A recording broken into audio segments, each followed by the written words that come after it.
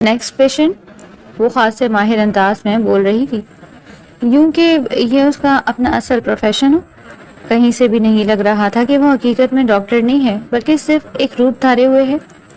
حورین نے اپنی نشست پر گھومتے ہوئے ایک بار پھر خود کو سامنے لگے بڑے سے آئینے میں دیکھا اور اپنے گلے میں لٹکے ہوئے اسٹیتھوسکوپ کو انتہائی سٹائلش انداز میں درست کیا۔ وہ اس وقت اپنی کزن ڈاکٹر زویا کی کرسی پر برجمان تھی، جو ابھی کچھ دیر پہلے ہی کسی ایمرجنسی کیس کی وجہ سے باہر گئی تھی۔ پورے کلینک میں اے سی کی دھیمی سی آواز کے سوا مکمل خاموشی تھی، اور حورین جو وہاں محض وقت گزارنے آئی تھی اب بوریت کا شکار ہو رہی تھی۔ ڈاکٹر حورین شاہ، اہم نام تو واقعی جچ رہا ہے مجھ پر۔ اس نے میز پر رکھے ہوئے کرسٹل کی پیپر ویٹ کو اپنی نازک انگلیوں سے گھماتے ہوئے خود کلامی کی، بس ڈگری ہی تو نہیں ہے میرے پاس، ورنہ ڈاکٹروں والی روبدار شخصیت تو مجھ میں پیدائشی ہے۔ ابھی وہ اپنی ہی سوچوں میں گم ہو کر ہوا میں موجود خیالی مریضوں کو نسخے لکھ کر دینے کی ایکٹنگ کر ہی رہی تھی کہ اچانک کمرے کا بھاری دروازہ کسی دستک کے بغیر کھلا اور کوئی اندر داخل ہوا۔ حورین بری طرح چونکی اور فوراً اپنی ریوالونگ چیئر کو سیدھا کر کے بیٹھ گئی۔ اس نے تیزی سے اپنے دوپٹے کو پلو کو درست کیا اور اپنے معصوم سے چہرے پر ایک ایسی مصنوعی سنجیدگی سجانے کی کوشش کی جو صرف تجربے کار ڈاکٹروں کے چہرے پر سجتی ہے۔ دروازے سے داخل ہونے والا وہ شخص کوئی عام انسان نہیں لگ رہا تھا۔ وہ ایک طویل قامت، وجیہہ اور بے حد پرکشش نوجوان تھا جس نے گہرے سیاہ رنگ کی شلوار قمیض پہن رکھی تھی جو اس کی شخصیت کو مزید نکھار رہی تھی۔ اس نے قمیض کی آستینوں کو کوہنیوں تک بڑے لاپرواہ انداز میں موڑ رکھا تھا جس سے اس کی کلائی کی مضبوطی اور اس پر بندھی مہنگی گڑی صاف نمایاں ہو رہی تھی۔ اس کے بال ہلکے سے بکھرے ہوئے تھے اور آنکھوں میں ایک ایسی گہرائی تھی کہ حورین کو لگا وہ ان میں ڈوب جائے گی۔ یہ آریان تھا۔ حورین اسے دیکھ کر ایک لمحے کے لیے بالکل ساکت رہ گئی، جیسے اس کے جسم کی حرکت رک گئی ہو۔ وہ شخص بڑے پر اعتماد قدموں سے چلتا ہوا سیدھا اس کی میز کے سامنے آ کر رک گیا، اور اس کے وجود کا سحر ایسا تھا کہ حورین کو پورا کمرہ اچانک چھوٹا پڑتا ہوا محسوس ہوا۔ آریان نے اپنی گہری نظروں سے ایک بار خالی کمرے کا جائزہ لیا اور پھر اس چھوٹی سی لڑکی کو دیکھا جو ڈاکٹر کے سفید کوٹ میں خود کو چھپائے اسے اس طرح دیکھ رہی تھی جیسے وہ کوئی عجوبہ ہو۔ اس کے لبوں کے کنارے پر ایک بہت مدھم سی مسکراہٹ لہرائی جو تقریباً نامحسوس تھی۔ جی فرمائیے، حورین نے بڑی مشکل سے اپنی آواز کو مستحکم کیا اور ہمت جمع کر کے پوچھا۔ آریان نے اسے سر سے پاؤں تک اپنی تیکھی نظروں سے تولا۔ ڈاکٹر صاحبہ یہاں موجود نہیں ہے کیا؟ اس کی آواز بھاری اور مردانہ تھی جس میں ایک عجیب سا روپ تھا جو سیدھا دل پر اثر کرتا تھا۔ حورین کو اپنی انا پر چوٹ لگی محسوس ہوئی کیونکہ وہ اس وقت اسی کرسی پر بیٹھی تھی اور اس نے وہی سفید کوٹ پہن رکھا تھا جو حالانکہ اسے کافی بڑا ہو رہا تھا، مگر پھر بھی اسے اپنی ڈاکٹری پر کوئی شک نہیں تھا۔ میں ڈاکٹر ہی تو ہوں، حورین نے اپنے لہجے میں بلا کا اعتماد بھرتے ہوئے جھوٹ بولا۔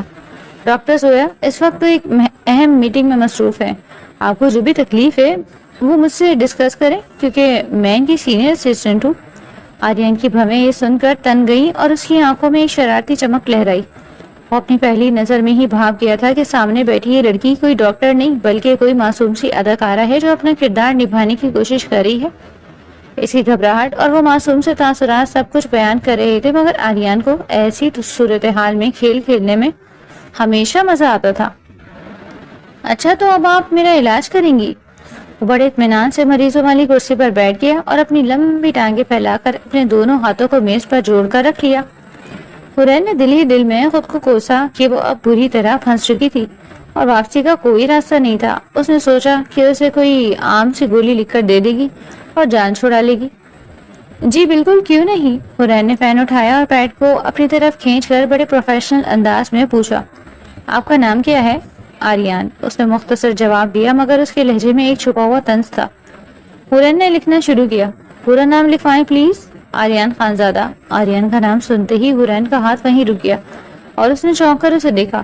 خانزادہ؟ نام میں ہی اتنا روپ اور وزن تھا کہ اسے محسوس ہوا جیسے اس کے پین کی نب ٹوٹ جائے گی۔ عمر کتنی ہے آپ کی؟ اس نے اگلا سوال داغا۔ اتنی کہ ہر درد کو بخوبی سمجھ سکوں اور اتنی کم کہ ابھی علاج کی پوری امید باقی ہو۔ آریان نے اپنی گہری نظریں اس کے چہرے پر جماتے ہوئے بڑی معنی خیز لہجے میں کہا۔ حورین نے اسے غصے سے گھورا۔ دیکھیں مسٹر آریان، یہ کلینک ہے، کوئی شاعری کا مشاعرہ نہیں ہو رہا یہاں۔ سیدھی طرح عمر بتائیں ورنہ میں ابھی یہ فائل بند کر دوں گی۔ آریان یہ سن کر زور سے ہنس پڑا۔ اور اس کی اس مردانہ ہنسی نے پورے کمرے کے ماحول کو بدل کر رکھ دیا۔ حورین کو ایسا لگا جیسے اس کے دل کی دھڑکن ایک پل کے لیے ٹھہر گئی ہو، کیونکہ وہ شخص ہنستے ہوئے اور بھی زیادہ دلکش لگ رہا تھا۔ 27 سال، اس نے اپنی ہنسی پر قابو پاتے ہوئے کہا۔ معاف کیجیے گا ڈاکٹر صاحبہ، مگر آپ کا رخ اور یہ غصہ ایسا ہے کہ اچھا بھلا بندہ بھی بہک جائے۔ حورین نے اپنی شرمندگی مٹانے کے لیے مصنوعی طور پر گلا صاف کیا اور فائل پر کچھ لکیریں کھینچنے لگی۔ ٹھیک ہے، تو اب بتائیں کہ مسئلہ کیا ہے آپ کو؟ یہاں کیوں آئے ہیں؟ آریان اب یک دم سنجیدہ ہو گیا تھا۔ وہ کرسی کے پشت سے ٹیک لگا کر بیٹھ گیا اور حورین کو اتنے غور سے دیکھنے لگا کہ حورین کو اپنے چہرے پر تپش محسوس ہونے لگی۔ مسئلہ، آریان نے دھیمے لہجے میں بات شروع کی، مسئلہ دراصل یہ ہے کہ مجھے خود کچھ سمجھ نہیں آ رہا کہ میرے ساتھ ہو کیا رہا ہے۔ میرا مطلب ہے کہ کیا آپ کو چکر آتے ہیں یا سر میں درد رہتا ہے یا پھر بی پی کا کوئی ایشو ہے؟ حورین نے روایتی ڈاکٹروں کی طرح سوالوں کی بوچھار کر دی تاکہ وہ اسے متاثر کر سکے۔ نہیں، جسمانی طور پر تو میں بالکل تندرست ہوں، مگر اندر کہیں کچھ گڑبڑ محسوس ہوتی ہے، جیسے کوئی چیز اپنی جگہ پر نہیں۔ آریان نے نفی میں سر ہلایا۔ حورین نے اب اپنی پوری مہارت دکھانے کا فیصلہ کیا اور اسٹیتھوسکوپ اپنے کانوں میں لگا کر اپنی کرسی سے کھڑی ہو گئی۔ لمبا سانس لے مسٹر آریان، اس نے حکم جاری کیا۔ آریان نے بڑی دلچسپ انداز میں اسے دیکھا جو اب اس کے بالکل قریب آ چکی تھی۔ حورین نے وہ آلہ اس کی پشت پر رکھا اور اسے چیک کرنے کا ناٹک کرنے لگی۔ حورین کو حالانکہ کچھ خاص سمجھ نہیں آ رہا تھا، بس اسے اپنے کانوں میں دھک دھک کی آواز سنائی دے رہی تھی جو شاید اس کے اپنے ہی دل کی تھی۔ اس نے وہ آلہ ہٹایا اور اس کے سامنے آ کر کھڑی ہو گئی۔ آپ کے پھیپھڑے تو بالکل ٹھیک کام کر رہے ہیں، مجھے لگتا ہے کہ آپ کو میدے کا کوئی پرابلم ہے، اس لیے باہر کا کھانا کھانا بند کر دیں۔ آریان کی آنکھوں میں پھر وہی شرارتی مسکراہٹ ناچنے لگی اور وہ بھی اپنی جگہ سے اٹھ کر کھڑا ہو گیا۔ اب وہ حورین کے اس قدر قریب تھا کہ حورین کو اپنی گردن اوپر اٹھا کر اسے دیکھنا پڑ رہا تھا، کیونکہ اس کے قد میں زمین آسمان کا فرق تھا۔ ان کے درمیان فاصلہ ختم ہو چکا تھا اور حورین کو آریان کے پرفیوم کی وہ مہنگی کستوری اور لکڑی جیسی ملی جلی خوشبو اپنے حواسوں پر چھاتی ہوئی محسوس ہوئی۔ حورین نے گھبرا کر ایک قدم پیچھے ہٹنا چاہا، مگر میز پیچھے آ گئی اور وہ وہیں قید ہو کر رہ گئی۔ میرے کا کوئی مسئلہ نہیں ہے ڈاکٹر صاحبہ، آریان کی آواز اب بالکل ایک دھیمی سرگوشی کی طرح تھی۔ تو پھر آخر کیا بیماری ہے آپ کو؟ حورین کی آواز اس کے اپنے ہی حلق میں لرزنے لگی اور اس کا دل اتنی زور سے دھڑک رہا تھا کہ اسے ڈر تھا کہ کہیں آریان کو سب کچھ پتہ نہ چل جائے۔ آریان نے بہت دھیرے سے اپنا دایاں ہاتھ اوپر اٹھایا اور حورین کی نظریں اس کے ہاتھ کی حرکت پر جم گئیں۔ اس نے حورین کا چھوٹا سا ہاتھ نہایت نرمی سے اپنے ہاتھ میں لیا اور حورین کے پورے وجود میں جیسے ایک بجلی سی دوڑ گئی، کیونکہ اس کا لمس بے حد گرم اور مضبوط تھا۔ آریان نے حورین کا ہاتھ اپنے سینے کے بائیں جانب عین اپنے دل کے مقام پر رکھ دیا، جہاں اس کا دل پوری قوت سے دھڑک رہا تھا۔ یہ ایک شور تھا، ایک پکار تھی جو حورین کی ہتھیلی کے نیچے صاف محسوس ہو رہی تھی۔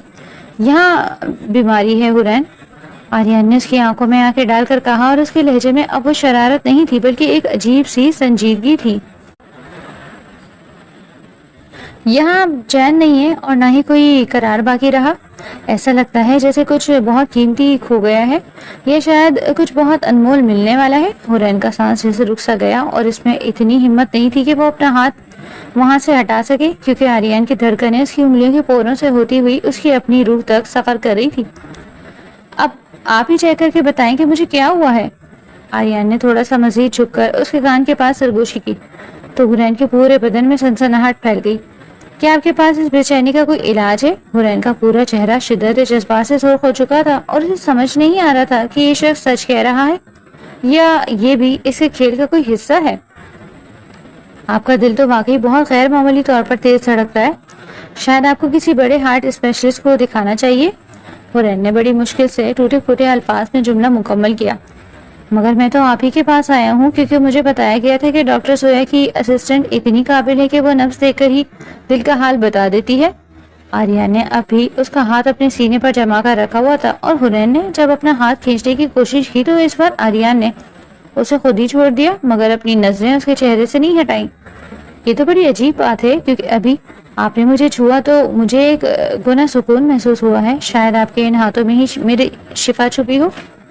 حورین کو لگا کہ اس کے پیروں تلے سے زمین نکل رہی ہے۔ یہ شخص تو حد سے زیادہ کانفیڈنٹ اور خطرناک حد تک دلکش تھا۔ اس سے پہلے کہ حورین اس کی بات کا کوئی جواب دے، اچانک دروازہ کھلا اور ڈاکٹر زویا تھکی ہاری حالت میں اندر داخل ہوئی۔ او میرے خدا، آج تو ہسپتال میں جیسے قیامت ٹوٹی ہوئی تھی۔ زویا نے اندر آتے ہی اپنی فائلیں میز پر پٹکیں اور پھر سامنے کا منظر دیکھ کر ٹھٹک گئی۔ آریان تم یہاں؟ زویا نے حیرت سے پوچھا اور پھر حورین کی طرف دیکھا جو ابھی تک وہیں کھڑی تھی۔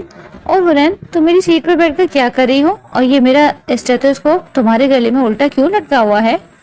حورین کی تو جیسے جان ہی نکل گئی۔ اس نے فوراً وہ آلہ اتار کر میز پر پھینکا اور بوکھلا کر بولی، وہ آپ ہی، میں تو بس اسے چیک کر رہی تھی یہ کام صحیح کرتا ہے یا نہیں۔ آریان کی ایک بھرپور ہنسی کمرے میں گونجی اور اس نے مڑ کر زویا کی طرف دیکھا۔ السلام علیکم ڈاکٹر زویا، میں تو بس یہاں سے گزر رہا تھا تو سوچا خالہ جان کی ادویات کا نیا نسخہ آپ سے لے لوں، مگر یہاں تو مجھے ایک بہت ہی ٹیلنٹڈ ڈاکٹر مل گئی جنہوں نے میرا آدھا علاج تو اپنی باتوں سے ہی کر دیا ہے۔ آریان نے شرارت سے حورین کی طرف دیکھا جو اب شرمندگی کے مارے نظریں جھکائے کھڑی تھی۔ زویا نے ایک بار حورین کو دیکھا اور پھر مسکرا دی۔ یہ میری کزن حورین ہے، اسے ڈاکٹر بننے کا بہت جنون تھا مگر بدقسمتی سے میرٹ پر نہیں آ سکی تو اب میری غیر موجودگی میں یہاں بیٹھ کر اپنا شوق پورا کرتی ہے۔ امید ہے اس نے تمہیں کوئی غلط مشورہ نہیں دیا ہوگا۔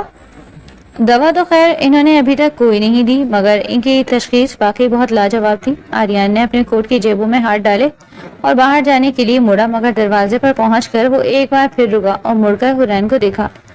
خدا حافظ ڈاکٹر حورین شاہ، مجھے پوری امید ہے کہ اگلی بار جب ہماری ملاقات ہوگی تو آپ کے پاس میرے اس دل کے درد کی کوئی پکی دوا ضرور موجود ہوگی۔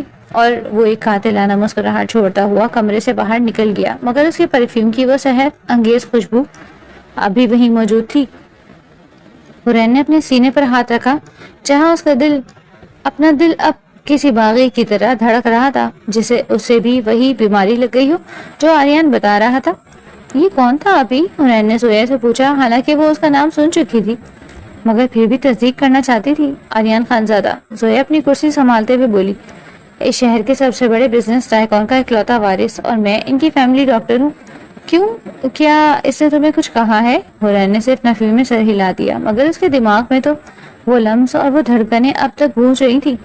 یہاں بیماری ہے، چین نہیں ہے۔ وہ الفاظ اس کے کانوں میں کسی میٹھے نغمے کی طرح رس کھول رہے تھے اور حورین کو احساس ہو گیا تھا کہ معمولی سی ملاقات اس کی زندگی کا سب سے بڑا موڑ ثابت ہونے والی ہے، کیونکہ وہ دل جو آج اس کی ہتھیلی کے نیچے دھڑک رہا تھا وہ اب بہت جلد صرف اور صرف اس کے نام کی مالا جپنے والا تھا۔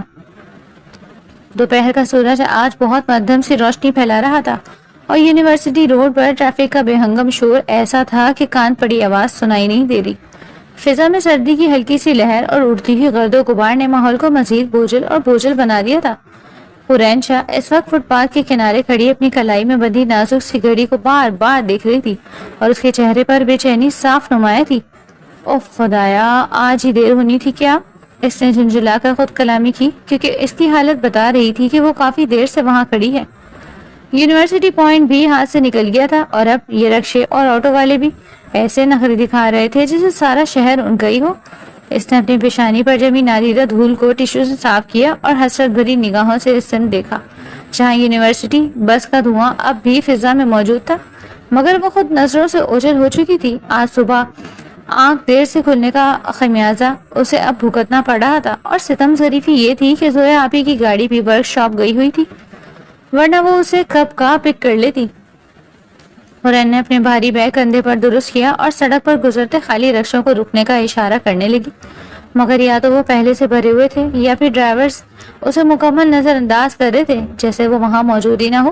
اتنی دیر دھوپ اور مٹی میں کھڑے رہنے سے اس کا گورا رنگ اب تپ کر سرخ ہو رہا تھا اور پیاس کی وجہ سے حلق میں جیسے کانٹے سے چبھنے لگے۔ اگر اگلے 10 منٹ میں کوئی سواری نہ ملی تو میں واقعی یہیں سڑک کے کنارے بیٹھ کر رونا شروع کر دوں گی، اس نے بیچارگی سے سوچا اور اس کی آنکھیں نم ہونے کو تھیں۔ ابھی وہ ایک خالی ٹیکسی کو روکنے کے لیے اپنا ہاتھ فضا میں بلند کرنے ہی والی تھی کہ اچانک ایک سیاہ رنگ کی چمچماتی ہوئی انتہائی پرتیش گاڑی اس کے بالکل قریب آ کر رکی۔ وہ ایک بلیک مرسیڈیز تھی جو اس قدر صاف تھی کہ حورین کو اس کے بونٹ میں اپنا ہی پریشان حال عکس دکھائی دے رہا تھا۔ ٹائروں کے رکنے کی ایک ہلکی سی آواز گونجی اور گاڑی ساکت ہو گئی۔ شیشے مکمل سیاہ ہونے کی وجہ سے اندر بیٹھے شخص کو دیکھنا ناممکن تھا جس کی وجہ سے حورین کے ذہن میں فوراً شہر کے بگڑتے حالات اور اغوا کے قصے گھومنے لگے اور وہ سہم کر ایک قدم پیچھے ہٹ گئی۔ وہ وہاں سے بھاگنے کا سوچ ہی رہی تھی کہ ڈرائیونگ سیٹ کی طرف کا شیشہ نہایت آہستہ سے نیچے سرکنے لگا اور پھر اس نے اسے دیکھا۔ سیاہ چشمہ لگائے اسٹیئرنگ پر ایک ہاتھ رکھے وہ آریان خانزادہ تھا، وہی لاپرواہ انداز اور وہی پراسرار شخصیت جس کا روپ اس کے رگ و پے میں سمایا ہوا تھا۔ آج وہ سفید شلوار قمیض میں ملبوس تھا جس پر سیاہ واسکٹ اس کی وجاہت میں چار چاند لگا رہی تھی۔ اس نے چشمہ اتار کر ڈیش بورڈ پر رکھا اور حرین کی طرف دیکھا جس کی آنکھیں حیرت سے پھیلی ہوئی تھی۔ السلام علیکم ڈاکٹر صاحبہ، اس کی آواز میں بلا کا ٹھہراؤ اور سکون تھا۔ آج کل کلینک چھوڑ کر سڑک پر ڈیوٹی دے رہی ہیں کیا؟ حرین کو ایسا لگا جیسے کسی نے اس کی سب سے بڑی چوری پکڑ لی ہو اور وہ پوری طرح بوکھلا گئی۔ وعلیکم السلام، وہ میری بس نکل گئی تھی۔ حرین نے گھبرا کر اپنی پوزیشن سنبھالی اور جلدی سے سیدھی ہو کر کھڑی ہو گئی۔ او، آریان نے جھوٹی ہمدردی جتانے کی اداکاری کی جیسے وہ واقعی بہت افسوس زدہ ہو۔ بہت برا ہوا، مگر یہ دھوپ بہت تیز ہے اور آپ کا رنگ… خیر چھوڑیں، آپ آ جائیں، میں آپ کو ڈراپ کر دیتا ہوں۔ حرین کا دل ایک زوردار دھچکے کے ساتھ دھڑکا۔ اس اجنبی اور خطرناک حد تک پرکشش شخص کے ساتھ اکیلے گاڑی میں بیٹھنا؟ نہیں شکریہ، حرین ہکلائی اور اس کی زبان تالو سے چمٹنے لگی۔ میں آٹو لے لوں گی، بس ابھی آتا ہی ہوگا کوئی نہ کوئی۔ آریان نے ایک گہری نظر سڑک پر موجود گاڑیوں کے ازدحام پر ڈالی اور پھر واپس حرین کے سرخ ہوتے چہرے کو دیکھا۔ دیکھیں مس حرین، اس نے اب کی بار لہجے میں تھوڑی سنجیدگی بھری تھی، اس وقت یہاں کوئی آٹو نہیں رکنے والا، اور جس طرح آپ گھبرائی ہوئی ہیں مجھے ڈر ہے کہ کہیں آپ یہیں سڑک پر بے ہوش نہ ہو جائیں اور پھر مجھے بلا وجہ ایمبولینس بلا کر ایک لمبا پروسیس جھیلنا پڑے گا۔ اس لیے شرافت سے گاڑی میں بیٹھیں، میں آپ کی کزن کو جانتا ہوں، کوئی نامعلوم شخص نہیں ہوں کہ آپ کو اغوا کر لوں گا۔ حرین نے ایک نظر سڑک کو دیکھا اور پھر اس شاندار گاڑی کو۔ آریان کی بات میں وزن تھا اور وہ واقعی زویا آپی کا جاننے والا تھا، تو انکار کی اب کوئی گنجائش باقی نہیں رہی۔ لیکن میرا گھر دوسری طرف ہے اور آپ کا راستہ شاید الگ۔ اس نے آخری کمزور سا بہانہ تراشا۔ میرے پاس گاڑی ہے محترمہ، کوئی جہاز نہیں جس کا روٹ فکس ہو۔ آریان نے مسکراتے ہوئے دروازہ کھولا اور اسے بیٹھنے کا اشارہ کیا۔ میں وہیں جا رہا ہوں، پلیز بیٹھیں۔ حرین نے ایک لمبا سانس لیا اور ادھر ادھر دیکھ کر ہچکچاتے ہوئے فرنٹ سیٹ پر بیٹھ گئی۔ گاڑی کا بھاری دروازہ بند ہوتے ہی باہر کا سارا شور جیسے پل بھر میں دم توڑ گیا اور اندر ایک بہت ہی مدھم سی انگریزی دھن بج رہی تھی جو روح کو سکون بخش رہی تھی۔ گاڑی کا اندرونی ماحول بے حد پرسکون اور معطر تھا، اور وہی کستوری اور لکڑی کی خوشبو جو کل کلینک میں حرین نے محسوس کی تھی آج یہاں پوری گاڑی میں بسی ہوئی تھی، جیسے یہ خوشبو آریان کا ہی حصہ ہو۔ آریان نے گاڑی گیئر میں ڈالی اور اسے سڑک پر رواں دواں کر دیا، جبکہ حرین بالکل سمٹ کر دروازے کے ساتھ لگ کر بیٹھی تھی جسے وہ خود کو اس شخص کے اثر سے دور رکھنا چاہتی ہوں۔ اس نے اپنا بیگ اپنی گود میں رکھا ہوا تھا اور اپنے دوپٹے کو اچھی طرح اپنے گیٹ لپیٹ رکھا تھا جسے وہ کسی قلعے میں بند ہو رہی ہو۔ اس کی نظریں سیدھی سڑک پر جمی تھی، مگر اسے آریان کی موجودگی کا شدید احساس ہو رہا تھا اور وہ اپنی بند آنکھیں بھی محسوس کر سکتی تھی کہ آریان کتنے اطمینان سے اسٹیئرنگ گھما رہا تھا۔ تو آریان نے آخرکار اس بوجھل خاموشی کو توڑا اور حرین کا دل اچھل کر حلق میں آ گیا۔ آج کلینک نہیں گئی کیا آپ؟ میرے دل کا درد آج صبح سے کچھ بڑا ہوا تھا، سوچا تھا ایک بار پھر آپ سے چیک اپ کروا لوں گا۔ حرین کا پورا چہرہ شدت جذبات سے تمتما اٹھا کیونکہ وہ اچھی طرح جانتی تھی کہ یہ شخص اسے بری طرح چھیڑ رہا ہے۔ میں نے کل ہی بتا دیا تھا کہ میں ڈاکٹر نہیں ہوں، حرین نے کھڑکی سے باہر دیکھتے ہوئے دبی دبی آواز میں کہا۔ اچھا، آریان نے بہت حیرانی کا اظہار کیا جیسے اسے پہلی بار یہ پتہ چلا ہو۔ مگر کل تو آپ نے بڑے کمال کی مہارت سے میرا علاج کیا تھا، بلکہ میں تو کہتا ہوں کہ آپ کو واقعی ڈاکٹر بن جانا چاہیے، کیونکہ آپ کے پاس وہ کیا کہتے ہیں اسے ہیلنگ ٹچ ہے۔ حرین نے اب کی بار مڑ کر اسے گھور کر دیکھا۔ کیا آپ میرا مذاق اڑا رہے ہیں مسٹر آریان؟ آریان نے ایک لمحے کے لیے اپنی نظریں سڑک سے ہٹا کر اس کی آنکھوں میں دیکھی اور ان کی گہرائی میں ایک عجیب سا تلاطم تھا۔ میں نے آج تک کسی کا مذاق نہیں اڑایا حرین، اور خاص طور پر ان کا تو بالکل بھی نہیں جن کے ہاتھوں میں میرے دل کا سکون ہو۔ یہ جملہ اس قدر اچانک اور گہرا تھا کہ حرین کو سمجھ ہی نہیں آیا کہ وہ کیا جواب دے۔ اس کے ہر لفظ میں ایک چھپا ہوا پیغام تھا جو حرین کے ہوش اڑا رہا تھا، اور وہ بے بسی سے اپنی انگلیوں کو آپس میں مروڑنے لگی۔ ویسے آپ یونیورسٹی میں کیا پڑھتی ہیں؟ آریان نے اب موضوع بدلا تھا کہ وہ اسے مزید پریشان نہ کرے، یہ شاید اسے حرین کے سرخ ہوتے گالوں کو دیکھ کر ترس آ گیا۔ سائیکالوجی، حرین نے بہت مختصر سے جواب دیا اور پھر خاموش ہو گئی۔ اوہ میرے خدایا، آریان نے مصنوعی خوف سے اپنا ماتھا پیٹا۔ مطلب آپ اب دل کا حال بھی جانیں گی اور لوگوں کے دماغ بھی پڑھیں گی؟ یہ تو بہت ہی خطرناک کمبینیشن ہے۔ اب تو مجھے آپ سے بہت بچ کر رہنا پڑے گا۔ حرین کے لبوں پر بے ساختہ ایک مسکراہٹ آ گئی جو اس نے چھپانے کی کوشش کی، مگر آریان کی نظروں سے وہ بچ نہ سکی۔ आर्यन का अंदाज इस कदर बेतकल्लुफ था कि हुरैन की घबराहट आहिस्ता आहिस्ता दम तोड़ रही थी। मैं दिमाग नहीं पढ़ती हूँ मिस्टर आर्यन, बस थोड़ा बहुत इंसानी रवैयों को मुताला करती हूँ, हुरैन ने वजाहत की। तो आर्यन ने गाड़ी की रफ्तार थोड़ी धीमी की और मुड़कर उसे देखा। तो फिर मेरे रवैये के बारे में क्या राय है आपकी माहिर नफ्सियात साहिबा? हुरैन ने पूरी हिम्मत जमा की और एक गहरा सांस लेकर बोली। मेरा ख्याल है कि आप एक नंबर के फ्लर्ट इंसान हैं। आर्यन ये सुनकर इतने जोर से हंसा कि हुरैन खुद भी हैरान रह गई। फ्लर्ट? मैं? हुरैन बीबी, आप मुझ पर बहुत ही संगीन इल्जाम लगा रही हैं। मैं तो एक निहायत शरीफ और मासूम सा बंदा हूँ जिसे कल एक डॉक्टर ने गलत तशखीस करके लावारिस छोड़ दिया। मैंने कोई गलत तशखीस नहीं की थी। हुरैन जल्दी से अपनी सफाई देने लगी। वही तो असल मसला है हुरैन कि आपने सिर्फ मर्ज बताया और मरीज को इसके हाल पे छोड़कर चली गई। क्या तिबी अखलाकियात के खिलाफ नहीं? हुरैन एक बार फिर लाजवाब हो गई क्योंकि ये शख्स बातों का जादूगर था और उसे अपने जाल में उलझाना बखूबी जानता था। गाड़ी अब एक सिग्नल पर रुकी तो आर्यन ने देखा कि हुरैन अभी तक सिमटी हुई और थोड़ी गैर मुतमईन बैठी है, तो उसने अपना हाथ डैशबोर्ड की तरफ बढ़ाया। हुरैन डर के मारे पीछे हटी और उसका सर जोर से सीट की पुश से जा टकराया, जैसे उसे लगा हो कि आर्यन उसे छूने वाला है। आर्यन ने बस मुस्कुराते हुए डैशबोर्ड से टिश्यू का डब्बा निकाला और उसे गोद में रख दिया। ये पसीना साफ कर लें हुरैन। मैं शेर जरूर हूँ मगर आदम को बिल्कुल नहीं। आप इस तरह क्यों सहम रही हैं जैसे मैं आपको खा जाऊंगा? हुरैन को अपनी इस हरकत पर हद दर्जा शर्मिंदगी हुई और उसने जल्दी से एक टिश्यू निकालकर अपना चेहरा साफ किया। मैं सहम नहीं रही हूँ, बस मुझे आदत नहीं है इस तरह किसी की गाड़ी में बैठने की। किसी की? आर्यन ने अपनी भवें उचकाई। मैं अब भी आपके लिए कोई हूँ? कल तो हमारी नफ्स चेक करते वक्त एक बड़ा गहरा रूहानी ताल्लुक कायम हो चुका है।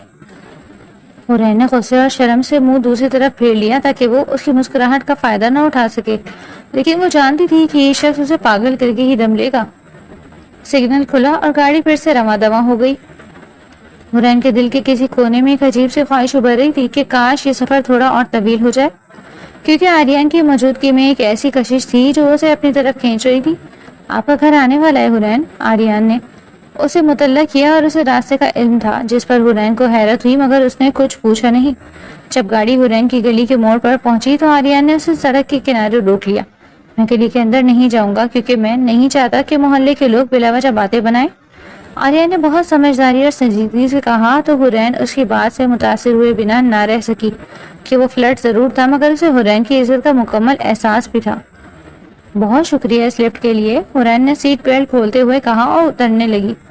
सिर्फ शुक्रिया से काम नहीं चलेगा डॉक्टर साहिबा, आर्यन ने स्टेयरिंग पर झुकते हुए उसे रोका। और क्या चाहिए आपको? हुरैन ने सवालिया नजरों से उसे देखा। Consultation fees? आर्यन की आंखों में फिर से वही शरारत नाच रही थी। किस बात की फीस?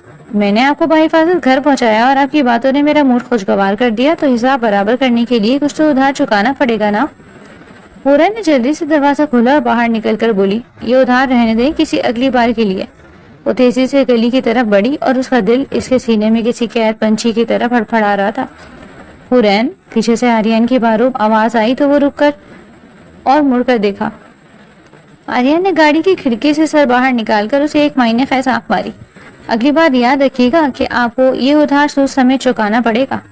हुरैन के चेहरे पर हया की गहरी सुर्खी दौड़ गई और उसने कोई जवाब दिए बगैर तकरीबन भागते हुए गली के मोड़ को पार किया। आर्यन ने उसे तब तक देखता रहा जब तक वो उसकी नजरों से ओझल नहीं हो गई और फिर उसके चेहरे पर एक फातिहाना मुस्कुराहट छा गई। उसने अपने दिल पर हाथ रखा और एक लंबी सांस ली। बच्चू, आर्यन, लगता है कि अब बीमारी वाकई हद से बढ़ गई है और उसका इलाज अब सिर्फ इस लड़की के पास ही है। उसने गाड़ी की रफ्तार बढ़ाई और वहां से निकल गया जबकि हुरैन अपने घर के दरवाजे पर खड़ी अपना सांस बहाल करने की कोशिश कर रही थी और उसे अभी अपने कपड़ों से आर्यन के सहर अंगेज परफ्यूम की खुशबू आ रही थी जिसे वो अब उसके वजूद का हिस्सा बन चुकी हो। शाहनवाज विला का वो पुरशिकवा लाउंज इस वक्त अपनी पूरी आबोताब के साथ रोशन था, जहां छत से लटकता हुआ फानूस अपनी जर्द रोशनी बिखेर रहा था जैसे इस घर की शान शौकत का गवाह हो। दीवारों पर लगी नायाब तस्वीरें और कीमती फर्नीचर इस वक्त बात का सबूत थे कि यहाँ रहने वाले किस कदर ऊंचा ज़ौक रखते हैं। शाहनवाज साहब अपनी मखसूस सोफे पर नींद दराज थे और एक तिजारती रिसाला उनके हाथ में था, मगर उनका ध्यान अपनी अहलिया सरवत बेगम की जानिब था جو کافی دیر سے ایک ہی موضوع پر تکرار کر رہی تھی۔ ثروت بیگم اپنے ہاتھ میں پکڑے چائے کے مگ سے اٹھتی بھاپ کو نظر انداز کرتے ہوئے کسی گہری سوچ میں ڈوبی ہوئی تھی۔ آپ میری اس تجویز کو اتنی آسانی سے رد کیوں کر رہے ہیں شاہ نواز صاحب؟ ثروت بیگم نے مگ میز پر رکھتے ہوئے قدر سنجیدگی سے سوال کیا۔ وہ ہمارے اپنے خاندان کی لڑکی ہے، میری بھتیجی زرنش اتنی اعلیٰ تعلیم یافتہ ہے، پیرس سے اپنی ڈگری مکمل کر کے لوٹی ہے، اور سب سے بڑی بات یہ کہ وہ ہمارے طور طریقے جانتی ہے۔ آریان کے لیے اس سے بہتر جوڑ ہمیں کہیں اور نہیں مل سکتا۔ وہ اسے پلکوں پر بٹھا کر رکھے گی۔ شاہ نواز صاحب نے اپنی اینک ناک پر ٹکائی اور ایک گہرا سانس لے کر مسکرائے۔ ان کی شخصیت کا دبدبہ ان کی خاموشی میں بھی صاف جھلک رہا تھا۔ ثروت بیگم زرنش بلا شبہ ایک لائق لڑکی ہوگی، شاہ نواز صاحب نے دھیمے لہجے میں سمجھانے کی کوشش کی، مگر ہمیں آریان کے مزاج اور اپنے کاروبار کی وصیت کو بھی مد نظر رکھنا ہے۔ سیٹھ ہاشمی میرے پرانے دوست ہیں، اور ان کی بیٹی زمل کو تو آپ جانتی ہیں، وہ ایک منجھی ہوئی بزنس وومن ہے۔ اگر یہ رشتہ طے پا جاتا ہے تو ہماری مارکیٹ ویلیو دگنی ہو جائے گی اور شاہ نواز امپائر کا سکہ پورے ملک میں چلے گا۔ ثروت بیگم نے ناگواری سے اپنا سر جھٹکا۔ آپ کو ہر رشتے میں صرف نفع اور نقصان ہی کیوں نظر آتا ہے شاہ نواز صاحب؟ شادی کوئی تجارتی معاہدہ نہیں ہوتی کہ جہاں صرف بینک بیلنس دیکھا جائے۔ زمل اپنی جگہ بہت بڑی بزنس ٹائکون ہوگی، مگر اس کے مزاج میں وہ لچک نہیں ہے جو ایک گھر سنبھالنے والی خاتون میں ہونی چاہیے۔ زرنش تو آریان کے ساتھ بچپن کی ساتھی ہے، اور یہی تو اصل مسئلہ ہے ثروت بیگم۔ شاہ نواز صاحب نے بات مکمل ہونے سے پہلے ہی لقمہ دیا۔ وہ دونوں ایک دوسرے کو صرف کزن سمجھتے آئے ہیں۔ آریان کے دل میں اس کے لیے کبھی وہ کشش پیدا نہیں ہو پائے گی جو ایک میاں بیوی کے درمیان ہونی چاہیے۔ اور آپ کی وہ زمل جیسے اس نے شاید کبھی ٹھیک سے دیکھا تک نہیں، کیا اس کے ساتھ وہ خوش رہ پائے گا؟ ثروت بیگم نے جوابی وار کیا تو کمرے میں ایک لمحے کے لیے خاموشی چھا گئی۔ دونوں میاں بیوی اپنے اکلوتے چشم و چراغ کے لیے اپنی اپنی ضد پر اڑے ہوئے تھے کہ اسی دوران سیڑھیوں پر کسی کے اترنے کی دھمک سنائی دی۔ لگتا ہے آج شاہ نواز پیلس میں کوئی بہت بڑا سیاسی فیصلہ ہونے جا رہا ہے جس کے لیے اتنی گرم جوشی دکھائی جا رہی ہے۔ آریان شاہ نواز لاپرواہی سے جلتا ہوا ہال میں داخل ہوا۔ وہ بھی تھوڑی دیر پہلے ہی باہر سے لوٹا تھا اور حلیہ بدل کر نیچے آیا۔ سرمئی رنگ کی ٹی شرٹ میں وہ بے حد وجیہہ اور پرکشش لگ رہا تھا، مگر اس کی آنکھوں میں وہی مخصوص چمک تھی جو اس کی پراسرار شخصیت کا خاصہ تھی۔ وہ آ کر اپنی ماں کے بالکل قریب بیٹھ گیا اور ان کے ہاتھ سے چائے کا مگ لے کر خود ایک گھونٹ بھرا۔ السلام علیکم میرے پیارے ماں باپ، آج کس کی قسمت کے پتے بانٹے جا رہے ہیں یہاں؟ تمہاری باری ہے اب، شاہ نواز صاحب اور ثروت بیگم نے ایک ساتھ اسے جواب دیا تو آریان بے ساختہ ہنس پڑا۔ واہ کیا بات ہے، ابھی تو آپ لوگ دست و گریبان تھے اور میرے آتے ہی ایک پیش پر آ گئے۔ یہ اتحاد تو مجھے کسی بڑے خطرے کی نشانی لگ رہا ہے۔ آریان اب کھیل تماشا بند کرو اور ذرا سنجیدگی سے ہماری بات سنو، شاہ نواز صاحب نے لہجے میں سختی پیدا کی۔ تمہاری عمر اب اس موڑ پر ہے کہ جہاں تمہیں اپنا گھر بسانا چاہیے۔ میرے ہم اسروں کے بیٹے اب باپ بن چکے ہیں اور تم ابھی اپنی دنیا میں مست ہو۔ ڈیڈ میں اپنی ذمہ داریاں بخوبی نبھا رہا ہوں، بزنس میں میری کارکردگی آپ کے سامنے ہے، تو آوارہ گردی کا الزام مجھ پر نہ لگائیں۔ آریان نے اپنی صفائی دی۔ میری بات سنو آریان، ثروت بیگم فوراً بول اٹھی۔ دیکھو بیٹا، میں نے تمہارے لیے زرنش کا انتخاب کیا ہے، وہ کتنی اسمارٹ اور سلجھی ہوئی لڑکی ہے اور میری خواہش ہے کہ وہ اس گھر کی بہو بنے۔ بس تم ایک بار رضامندی دے دو تو ہم آگے بات بڑھائیں۔ ایک منٹ موم، آریان نے ہاتھ کے اشارے سے انہیں روکا۔ اور ڈیڈ آپ کی کیا خواہش ہے؟ شاہ نواز صاحب نے گلا صاف کیا۔ دیکھو بیٹے، زمن تمہارے لیے ہر لحاظ سے موضوع ہے، وہ تمہارے معیار پر پوری اترتی ہے اور تم دونوں مل کر اس سلطنت کو نئی بلندیوں تک لے جا سکتے ہو۔ آریان نے گہرا سانس لیا اور خاموشی سے اپنی ماں کا ہاتھ تھاما۔ تو کیا آپ دونوں نے یہ فرض کر لیا ہے کہ اس معاملے میں میری اپنی کوئی پسند یا ناپسند نہیں ہوگی؟ فیصلہ تمہارا ہی مانا جائے گا، مگر ہم تمہاری زندگی کے سکون کا سوچ رہے ہیں۔ ثروت بیگم نے پیار سے اس کے بالوں میں ہاتھ پھیرا۔ موم، زرنش ایک بہترین لڑکی ہو سکتی ہے، مگر وہ میرے لیے صرف ایک کزن ہے۔ اس کے ساتھ زندگی گزارنے کا میں خواب میں بھی نہیں سوچ سکتا۔ اس کے مزاج میں وہ ٹھہراؤ نہیں ہے جو مجھے چاہیے۔ ثروت بیگم کا چہرہ کملا گیا، جبکہ شاہ نواز صاحب کے چہرے پر ایک فاتحانہ مسکراہٹ لہرائی۔ دیکھا، میں نے کہا تھا نا کہ وہ زرنش کو قبول نہیں کرے گا، تو پھر یہ طے ہے کہ ہم اتوار کو زمل کے گھر جا رہے ہیں۔ آریان نے اب اپنے باپ کی طرف دیکھا اور ایک دھیمی سی ہنسی ہنسا۔ ڈیڈ، زمل کیا واقعی سنجیدہ ہے؟ وہ لڑکی تو جذبات سے آ رہی ایک چلتی پھرتی مشین ہے۔ پچھلی میٹنگ میں اس نے مجھ سے شادی کی بات کرنے کے بجائے کمپنی کی مالیاتی گراف پر بحث شروع کر دی تھی۔ میں اپنا شریک حیات ڈھونڈ رہا ہوں، کوئی بزنس مینیجر نہیں جیسے میں اپنے گھر کا چارج سونپ دوں۔ مجھے ایک ایسا جیون ساتھی چاہیے جو میرے دل کی دھڑکنوں کو سمجھے۔ ڈرائنگ روم میں ایک بوجھل خاموشی چھا گئی اور دونوں والدین گمسم ہو کر آریان کو دیکھنے لگے. انہوں نے شاید پہلی بار اپنے بیٹے کو اس قدر گہرائی سے بات کرتے سنا تھا. تو پھر تمہارے دل میں کیا چھپا ہے آریان؟ کیا تم نے اپنی زندگی کا فیصلہ خود ہی کر لیا؟ شاہنواز صاحب نے سنجیدگی سے پوچھا. آریان اپنی جگہ سے اٹھا اور دھیرے دھیرے چلتا ہوا بڑی سی کھڑکی کے پاس جا کھڑا ہوا جہاں باہر لان میں لگی لائٹس اندھیرے کو چیر رہی تھی، مگر اس کے دماغ میں تو حرین کا وہ معصوم سا روپ نقش تھا، وہ سفید کوٹ، وہ سادگی اور وہ لمحہ جب اس کی پوروں نے آریان کے دل کی بے ترتیبی کو محسوس کیا تھا. میں نے اپنی منزل ڈھونڈ لی ہے ڈیڈ، اور اب میں مزید دیر نہیں کرنا چاہتا کیونکہ اب مجھے پتہ چل گیا ہے کہ اس ویران دل کو کس کی رفاقت کی ضرورت ہے. ثروت بیگم بےتابی سے اٹھ کر اپنے بیٹے کے پاس پہنچی. ان کے لہجے میں ایک تجسس تھا. تمہارا کیا مطلب ہے آریان؟ کیا تمہاری زندگی میں کوئی آ چکی ہے؟ آریان مڑا اور اپنی ماں کی آنکھوں میں جھانکا جہاں اب ایک عجب سا سکون تھا. جی موم، میں نے اپنے لیے وہ لڑکی پسند کر لی ہے جو میرے گھر کی ملکہ بنے گی. شاہنواز صاحب بھی اب الرٹ ہو کر کھڑے ہو گئے. کون ہے وہ لڑکی؟ کسی بڑے بزنس فیملی سے تعلق ہے اس کا، یا کوئی ایسی ہے جسے ہم جانتے ہیں؟ آریان کے لبوں پر ایک دلکش اور فاتحانہ مسکراہٹ ابھری. اس کے خاندان کا تو مجھے ابھی پورا علم نہیں ہے، مگر اتنا جانتا ہوں کہ وہ آپ دونوں کی لائی ہوئی لڑکیوں سے بالکل جدا ہے. وہ واپس آ کر صوفے پر بیٹھ گیا اور اس کے والدین بھی ہمدن گوش ہو کر اس کے پاس بیٹھ گئے. وہ دکھنے میں کیسی ہے آریان؟ ثروت بیگم نے والہانہ انداز میں پوچھا. وہ آریان نے آنکھیں موند کر اس کے چہرے کو تصور میں لایا. وہ اتنی بھولی ہے کہ اسے شاید یہ بھی نہیں پتا کہ مکاری کسے کہتے ہیں. وہ زرنش کی طرح دکھاوے کی شوقین ہے اور نہ ہی زمل کی طرح ہر چیز کو منافع کے ترازو میں تولتی ہے. اسے تو شاید یہ بھی اندازہ نہیں ہے کہ وہ کس کے سامنے بیٹھی تھی. آریان نے ایک ٹھنڈی آہ بھری. موم، اس کے پاس ہوتے ہوئے مجھے وہ سکون ملتا ہے جو مجھے دنیا کی کسی بھی آسائش میں نہیں ملا. اس کی حیا اور اس کی سچائی ہی اس کا اصل زیور ہے. شاہنواز صاحب اپنے بیٹے کے بدلتے ہوئے تیور دیکھ کر سمجھ گئے تھے کہ اس بار معاملہ صرف پسندیدگی کا نہیں بلکہ بات اب ہاتھ سے نکل چکی. کہاں ہوئی تمہاری اس سے پہلی ملاقات آریان؟ ایک کلینک میں. آریان یہ یاد کر کے بے ساختہ مسکرا دیا. وہ ایک نکلی ڈاکٹر کا روپ دھار کر بیٹھی تھی اور مجھے معدے کے نسخے لکھ کر دے رہی تھی، جبکہ میرا سارا درد تو اس کے دل کے اندر چھپا ہوا تھا. ثروت بیگم کے چہرے پر ایک ممتا بھری چمک آئی. وہ اپنے بیٹے کی آنکھوں میں چھپی دیوانگی کو بھانپ گئی تھی. کیا اسے بھی تم سے وہی لگاؤ ہے جو تمہیں اس سے ہے؟ ابھی تو وہ مجھے صرف ایک مغرور رئیس زیادہ سمجھتی ہے جو شاید صرف وقت گزاری کر رہا ہے، مگر میں اسے ثابت کر دوں گا کہ میں نیت کیا ہے. آخر شاہنواز کا خون ہوں، جسے ایک بار مان لوں اسے حاصل کر کے ہی دم لیتا ہوں. شاہنواز صاحب نے گہری سانس لی اور اپنی اہلیہ کی طرف دیکھا. ثروت بیگم نے خاموشی سے سر ہلا دیا کیونکہ ان کے لیے بیٹے کی خوشی اولین ترجیح تھی. شاہنواز صاحب نے آریان کے کندھے پر ہاتھ رکھا اور فخری انداز میں اسے دیکھا.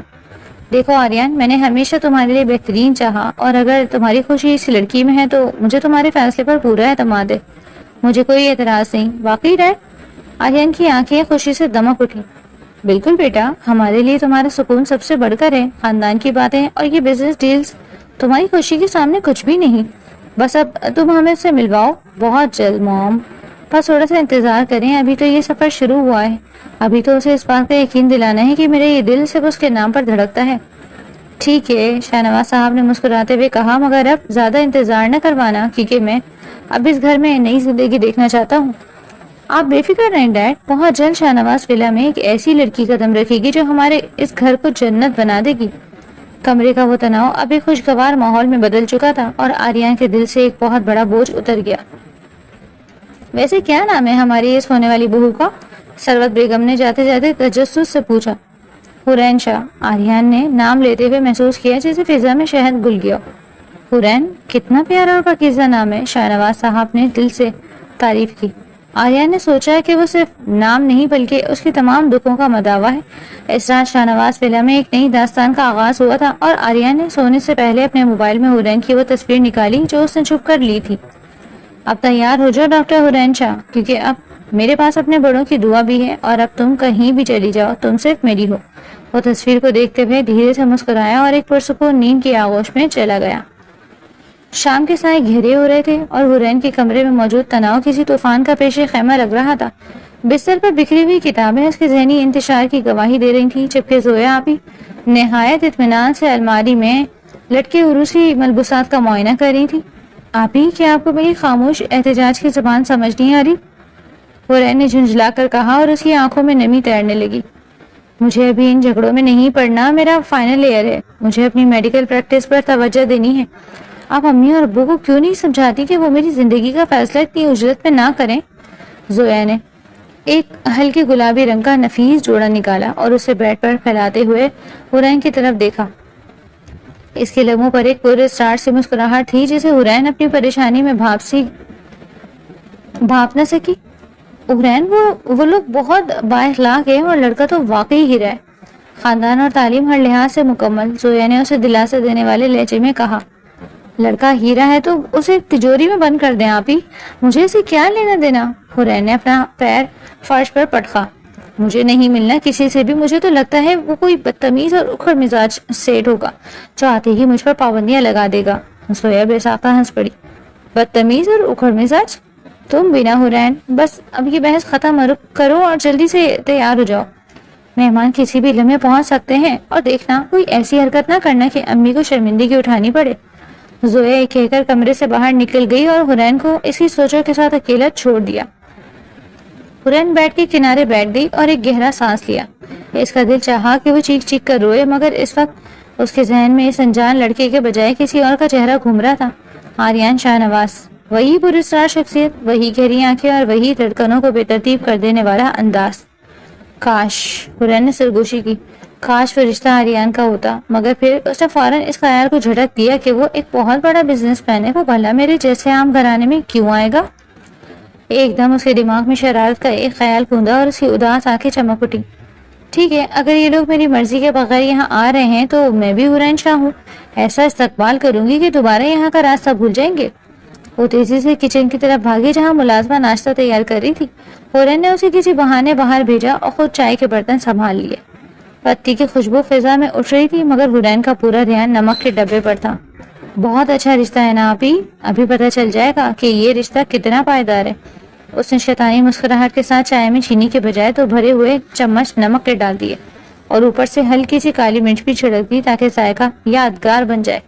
یہ ہوئی نا میری اسپیشل چائے، جب وہ اس کا پہلا گھونٹ بھریں گے تو خود ہی توبہ کر کے بھاگ جائیں گے، نہ رہے گا بانس نہ بجے گی بانسری۔ وہ تیار ہو کر جب ڈرائنگ روم کی طرف بڑھی تو اس کا دل زور سے دھڑک رہا تھا۔ اس نے جان بوجھ کر بہت سارا سادہ حلیہ بنایا تھا تاکہ وہ پہلی نظر میں ہی ناپسند کر دی۔ جیسے ہی وہ ٹرے اٹھائے اندر داخل ہوئی، کمرے میں ایک دم خاموشی چھا گئی۔ شاہنواز صاحب اور سرور بیگم اپنے پورے روب کے ساتھ وہاں موجود تھے، جبکہ حرین کے والدین ان کی آؤ بھگت میں مصروف تھے۔ السلام علیکم، حرین نے بہت دھیمی اور بے چارگی بھری آواز میں کہا، نظریں جھکائے رکھی۔ وعلیکم السلام بیٹا، سروت بیگم نے محبت سے اسے اپنے پاس بلایا۔ ماشاءاللہ، زویا صحیح کہہ رہی تھی، حرین تو واقعی پریوں جیسی ہے۔ حرین نے دل میں سوچا کہ آنٹی ابھی آپ جب یہ چائے پئیں گی تو آپ کو مجھ میں چڑیل نظر آنے لگے گی۔ وہ سب کو چائے پیش کرنے لگی اور اسے اس لمحے کا انتظار تھا جب کوئی پہلا گھونٹ بھرے گا۔ شاہنواز صاحب نے کب اٹھایا ہی تھا کہ اچانک سروت بیگم بولی، ذرا ٹھہریں، آریان کو آ لینے دیں، پھر سب مل کر چائے پئیں گے، وہ بس پارکنگ کر کے آ ہی رہا ہے۔ حرین کا سانس حلق میں اٹک گیا۔ آریان؟ کیا اس نے وہی نام سنا جو اس کے دل میں بسا تھا؟ نہیں، یہ کوئی اتفاق بھی ہو سکتا ہے۔ ابھی وہ اپنی حیرت پر قابو پانے کی کوشش کر ہی رہی تھی کہ باہر سے بھاری قدموں کی چاپ سنائی دی اور وہی جانی پہچانی مہک ڈرائنگ روم میں پھیل گئی۔ کستوری اور سندل کی وہ ملی جلی خوشبو جو حرین کے حواسوں پر چھائی ہوئی تھی۔ السلام علیکم، ایک معروف اور مانوس آواز فضا میں گونجی تو حرین کو لگا جیسے اس کے پیروں تلے سے زمین سے رک گئی ہو۔ اس نے جھٹکے سے سر اٹھایا تو سامنے سیاہ سوٹ میں ملبوس آریان شاہنواز کھڑا تھا۔ اس کے چہرے پر وہی فاتحانہ اور شرارتی مسکراہٹ تھی۔ حرین اپنی جگہ سے تقریباً اچھل پڑی اور اس کی انگلی آریان کی طرف اٹھ گئی۔ آپ یہاں کیا کر رہے ہیں آپ؟ حرین کے منہ سے نکلا تو سب ہنس پڑے۔ شاہنواز صاحب نے کہکا لگایا، لگتا ہے ہماری بہو کو سرپرائز پسند نہیں آیا۔ آریان نہایت اطمینان سے حرین کے بالکل سامنے والے صوفے پر بیٹھ گیا اور اپنی گہری آنکھوں سے اسے دیکھا۔ کیوں ڈاکٹر صاحبہ، کیا آپ کو لگا تھا کہ آپ کا مریض راستہ بھٹک گیا ہے؟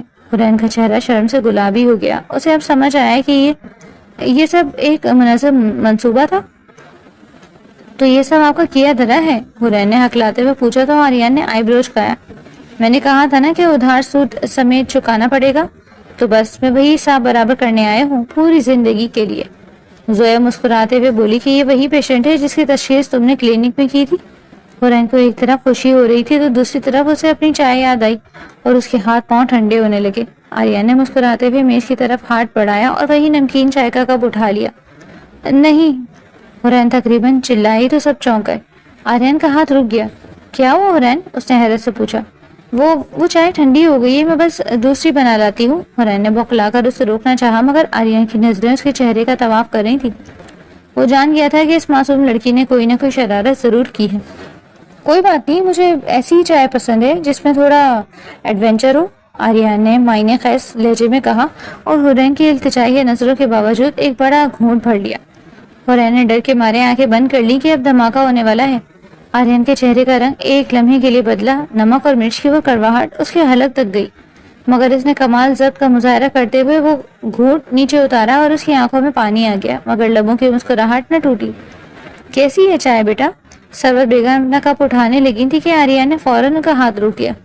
خبردار موم، آپ یہ چائے نہیں پی سکتی کیونکہ یہ صرف میرے لیے بنی ہے اور اس میں ایک ایسی خاص چیز ہے جو صرف میری طبیعت کو راس آ سکتی ہے۔ آریان نے حورین کو دیکھا اور وہ کپ خاموشی سے گھونٹ گھونٹ بھر کر ختم کر دیا جیسے وہ دنیا کا سب سے میٹھا شربت پی رہا ہو۔ جب کپ خالی ہوا تو اس نے حورین کے قریب ہو کر سرگوشی کی۔ تشخیص تو غلط تھی ڈاکٹر صاحبہ، مگر اس چائے میں نمک نے ثابت کر دیا کہ آپ کے ہاتھ میں واقعی شفا ہے، کیونکہ اسے پینے کے بعد میرے دل کا بوجھ ختم ہو گیا۔ حورین کی آنکھوں میں خوشی کے آنسو چھلک آئے۔ اسے یقین ہو گیا کہ یہ شخص اسے دنیا کی ہر مشکل سے بچانے کا حوصلہ رکھتا ہے۔ مٹھائی تقسیم ہوئی اور شادی کی تاریخیں طے ہونے لگی۔ پورے گھر میں خوشیوں کا سما تھا۔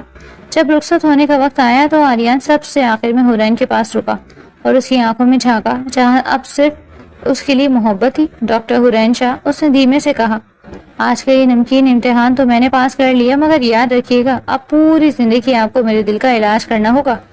حورین بے ساختہ ہنس پڑی اور اس کی ہنسی نے پورے ماحول کو مزید حسین بنا دیا۔ کوشش کروں گی مسٹر آریان شاہ نواز، مگر شرط یہ ہے کہ اب آپ کبھی بھی مریض بن کر نہیں آئیں گے بلکہ ہمیشہ میرے ہمسفر بن کر رہیں گے۔ آریان نے ایک آخری بار اسے دیکھا، ایسی نظر جس میں عمر بھر کی رفاقت کا عہد تھا، اور پھر وہ اپنے والدین کے ساتھ رخصت ہو گیا۔ حورین نے اپنے سینے پر ہاتھ رکھا جہاں اب ایک سکون تھا، ایک قرار تھا جو اسے آریان کی صورت میں مل گیا تھا۔ شکریہ آریان شاہ نواز، میری ادھوری زندگی کو مکمل کرنے کے لیے۔ حورین نے ہوا میں سرگوشی کی اور اس کے چہرے پر موجود حیا کی سرخی اس حسین اختتام کی گواہ بن گئی۔